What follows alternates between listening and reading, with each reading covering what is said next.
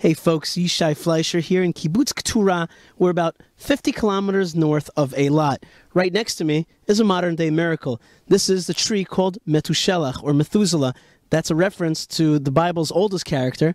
And the reason this tree is called Metushelach is because although it looks young, it's actually a 2,000-year-old tree. Well, the truth is the seed that was found is a 2,000-year-old seed. That seed of this Judean palm was found on Mount Masada. It was probably a remnant of the 2,000-year-ago fight between the people at Masada and the Roman legion that encircled them, surrounded them, and besieged them in order to get rid of them, to destroy them. This is what's left of them. And the scientists here at the Arava Institute at Kibbutz Keturah were given the challenge to make this tree come to life again. And here it is. It has come back to life, and it is really an honor just to stand next to it.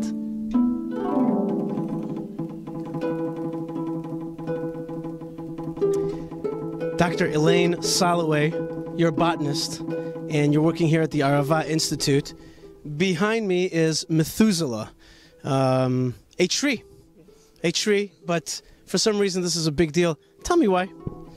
This tree was sprouted from a date pit found in Masada by Yigal Yadin and given to Hebrew University and later transferred to Bar Ilan by Ehud Netzer. And it was given to me in a handful of seeds by Dr. Sarah Salom from Hadassah from the Natural Medicines Research Center, who asked me to try to sprout the seeds. And this is the only seed that came up of the handful of seeds I was given. So the seeds, when were they from? The 1500s? The 1700s? They were dated between 35 and 65 AD by radiocarbon dating in two places. Which makes it in the Gregorian? That makes it almost 2,000 years old. So this is a 2,000-year-old baby tree. This is a 2,000-year-old baby? Is that what I'm saying? This is a 6-year-old tree from a 2,000-year-old seed. This is indeed one of the most secure trees I've ever seen. It's got 24-hour surveillance by camera and also motion detectors surrounding it. They want to keep this tree safe. And you call him Methuselah for the biblical character, which is... He was 969 years old. Now, what's important about this tree is that could this be a remnant of what they call the Judean Judean palm tree? That's our hope. We hope it's a seedling of the Judean date line. And there's some things that indicate that that may be true. Now, what was it a different tree than what we use today? What do we use today? Explain to me, what does that mean? Why is that important? Well, all of our commercial dates come from the Gulf area, actually, or from Morocco. We have two main types down here, Majula and Dekel Noor, and they were imported into Israel through California. As far as the varietal dates from biblical times go, they went extinct when no one was left to take care of them. We still have wild dates dating back to that period, but the varietal dates are gone. And these were apparently very good. The Roman emperors preferred them to the dates in what they called the known world, nowadays. But that was all the area that they knew. They said that the Jews had the best dates. It was probably true since they had absolutely nothing nice to say about the Jews other than that.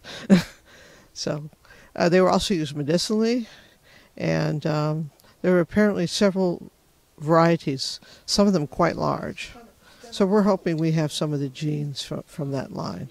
In this one tree? In this one tree.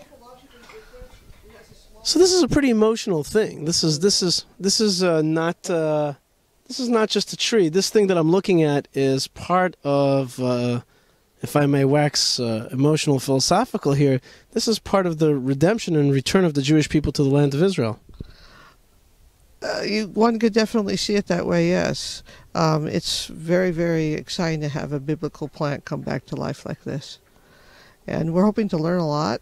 It's a male, so we can't immediately get fruit, but if we have gene capture, we can do something with those genes.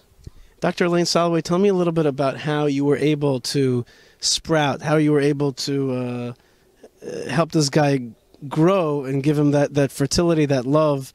What was the technology behind the blessing? Well, basically, we developed a protocol for moistening the seed to see if any membranes are left intact. and used different growth hormones to get the shoot and the root going.